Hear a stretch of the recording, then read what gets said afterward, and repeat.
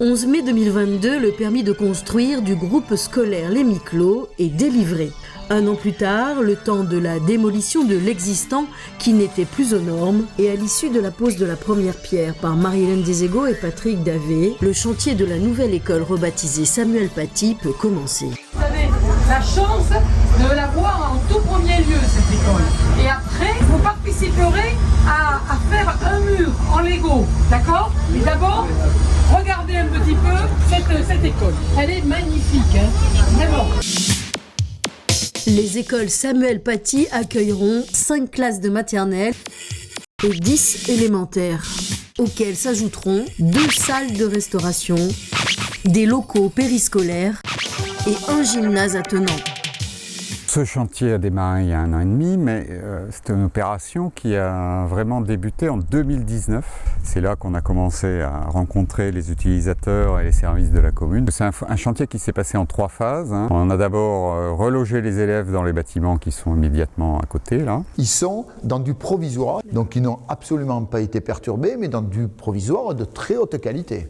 Je le précise. On y retrouve tous les besoins nécessaires pour nos enfants durant la journée en matière de sanitaire, d'école, enfin en matière de tout ce qu'il faut pour une journée scolaire. Ensuite, on a désamianté l'ancienne école, démoli l'ancienne école et, in fine, reconstruit la nouvelle sur le terrain de l'ancienne école. Les Miclos est un grand quartier dont je suis très fier parce que j'y habite, moi, dans ce quartier de Miclos. Je voulais qu'il conserve cette possibilité d'avoir notre jeunesse sur place. Voilà, tout simplement. Parce que c'est un quartier, bien sûr, qui est en pleine évolution, comme bon nombre de quartiers, il vieillit. Mais je ne voulais pas qu'on recule vis-à-vis de cela. Je voulais qu'on anticipe sur l'avenir. Parce que l'avenir, c'est notre jeunesse. Moi, j'avoue, j'adore venir faire ces visites de chantier parce que quand il s'agit d'une école, c'est... Il y a une âme, il y a quelque chose, ces chantiers sont tout à fait particuliers. Et c'est vrai que j'apprécie, voilà, j'aime beaucoup.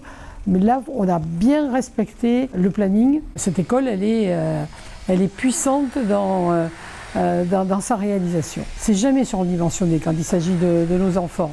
Puis aujourd'hui, on a des effectifs qui sont légèrement en baisse, mais demain, ça peut parfaitement remonter et on ne recommencera pas à faire une autre école. L'école permettra d'avoir 2 classes de supplémentaires, etc.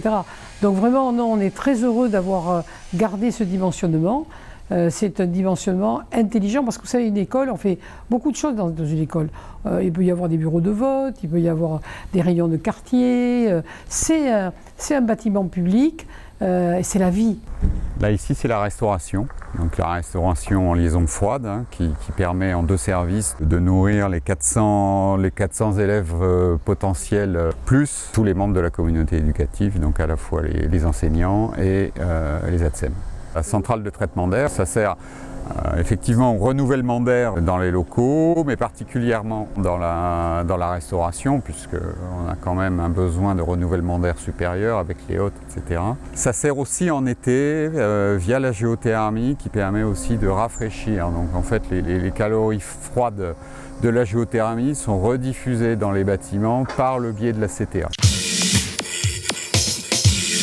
Sur le toit, pour mieux se rendre compte de l'importance de la centrale de traitement d'air, Marie-Hélène Desego et Patrick Davé. L'espace a été très bien utilisé. Le fonctionnement va pas coûter très cher parce qu'on a fait des choix comme la géothermie. C'est super pour décarboner, mais c'est aussi pour le fonctionnement du chauffage et de tout. Ça consiste en fait à prendre des calories dans la terre et à les ramener pour chauffer le bâtiment.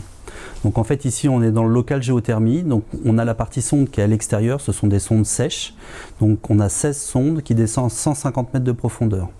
Ces sondes elles sont composées d'un tuyau qui descend 150 mètres et qui remonte. On échange en fait à travers un fluide la chaleur entre la terre et ce fluide qui est ramené ici, on le remonte en température avec la pompe à chaleur qui est derrière nous, qui fait à peu près 90 kW, et puis on va la distribuer en fait dans l'école à travers des radiateurs basse température. Pour 1 kW d'électricité rentrée, on arrive à sortir 4 kW de chaleur à dissiper dans les salles de classe. On dépense moins d'énergie, on consomme moins d'énergie finale, d'électricité, et donc effectivement c'est bon en termes de consommation. C'est à 150 mètres que vous Alors en fait, faites de l'eau ? voilà, alors on ne prend pas d'eau, en fait on fait passer comme un plancher chauffant, en fait on descend 150 mètres de profondeur. C'est du glycol.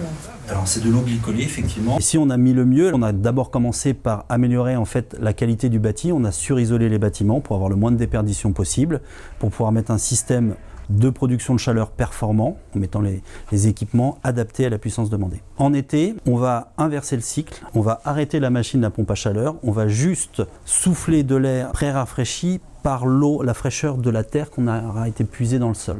Donc c'est ce qu'on appelle du géocooling. Ici, il y a un échangeur de chaleur où on va faire transiter l'eau qui est dans les sondes, donc qui est à une température aux alentours de 16 à 20 degrés.